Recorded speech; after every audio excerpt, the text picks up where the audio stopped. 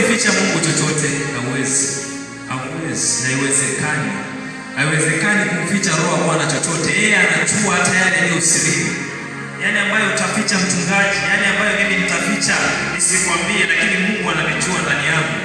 Kwa hivyo unaenda mbele za Bwana unamwambia Mungu, nimekuja, unanijua jinsi nilivyo, naomba unisamehe.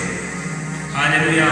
Toba ya kweli inaanza kwa kujitambua na kujua ya kwamba umekosea wapi. Haleluya. Jambo la pili, nimepungua wapi katika upendo? Toba bila upendo ni kazi ya bure. Toba bila upendo ni nini? Kazi ya bure. Lazima ujue ya kwamba upendo umepungua wapi. Ile kazi ulikuwa unafanya kwa ajili ya Mungu, bado unaendelea kufanya? Kunaye mambo ulikuwa umesema ya kwamba nimeanza kwa ajili ya Mungu. Haleluya. Je, bado unaendelea kufanya? Siku na yule mtoto ulikuwa umesema ya kwamba huyu mtoto tunamsaidia mpaka nihakikisha mama amefaulu. Bado unaendelea kufanya hivyo? Sio ulikuwa umesema hii kazi ya Mungu kuna mahali mimi nitakuwa nashikilia hapa nihakikisha kwamba kazi ya Mungu inaenda vizuri. Siku na wakati ulikuwa umesema ya kwamba nitahakikisha kwamba huduma ya Mungu haitalala nikiwa. Siku na wakati ulikuwa umesema mimi nitarauka niingie maombi. Siku na wakati ulikuwa umesema mimi nitasimama hapa hivi nihakikishe kwamba kama hakuna mwimbaji anaimba mimi nitaimba hapa hivi. Je, bado unasema hayo mambo? Bado unafanya? Upendo ulipungua wapi? Where did the first love go? Ule upendo wa kwanza ulienda wapi? Ule upendo wenye ulikuwa nao kwa nyumba yako umeenda wapi? Jiangalie ni wapi umepunguka katika upendo. Sio wewe ulikuwa umesema ya kwamba nitahakikisha kwamba kila jambo litaenda sahihi ama namna gani? Ule upendo ulienda wapi? Haleluya. Unasema kazi ya Bwana nitahakikisha kwamba inasonga mbele. Jiangalie na ukakumbuke ya kwamba ule upendo ulikuwa nao katika kazi yako ulienda wapi? Upendo katika kazi ya Mungu ulienda wapi? Kitambo ulikuwa unajitolea sana kufanya kazi ya Mungu, lakini sasa umerudi nyuma. Unajua upendo ndio kitu ambacho kitatusaidia sisi. Upendo na huduma ya Mungu itatusaidia. Haleluya. Pointi ya tatu, angalia, ninaishi maisha ya kumpendeza Mungu ama ninaishi maisha ambayo ni ya kumpendeza nafsi yangu peke yangu? Mara nyingi yale maisha ambayo tunaishi mengi ni ya kujifurahisha sisi. Mungu anasema uinjilisti, usherati ni dhambi. Uinjilisti hapo katika usherati, kwa sababu roho nyingine inamwambia uinjilisti usherati ni sawa, lakini maandiko yanasema ya kwamba usherati ni dhambi. Haleluya. Mara nyingi tunaishi katika maisha ambayo ni ya kujinufaisha sisi, lakini hayaendani na mapenzi ya Mungu.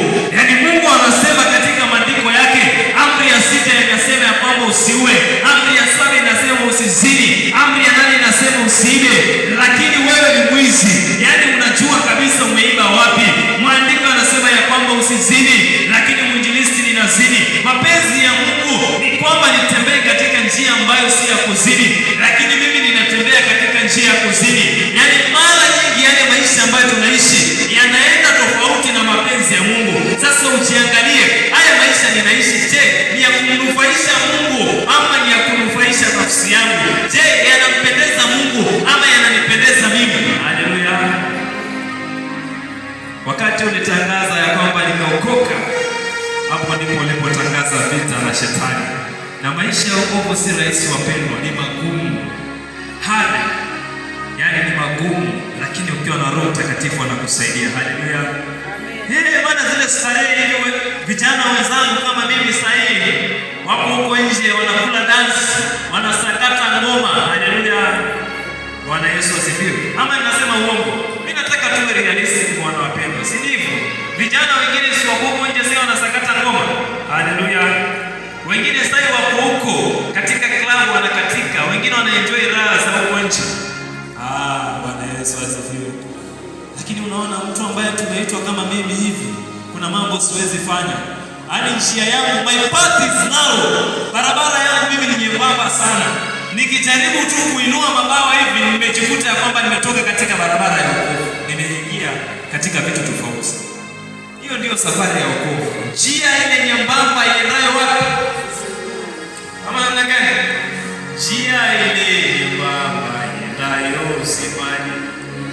Nyembamba iendayo uzimani. Njia hiyo nyembamba iendayo uzimani.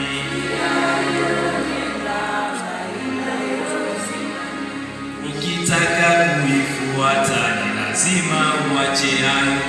Njia hiyo nyembamba iendayo uzimani. Ukitaka kuifuata ni lazima uache usherati. Njia hiyo nyembamba iendayo uzimani. Ukitaka kuifuata ni lazima uache masengenyo. Njia hiyo nyembamba iendayo uzimani. Hiyo ndio njia ya wokovu, very narrow, nyembamba sana. Ukigeuka tu hivi, haleluya. Unajua kile kitanda cha 4x4, si unajua vile ni kidogo? Bwana Yesu asifiwe. Ukijigeuza vibaya uko wapi? Bwana Yesu asifiwe. Haleluya.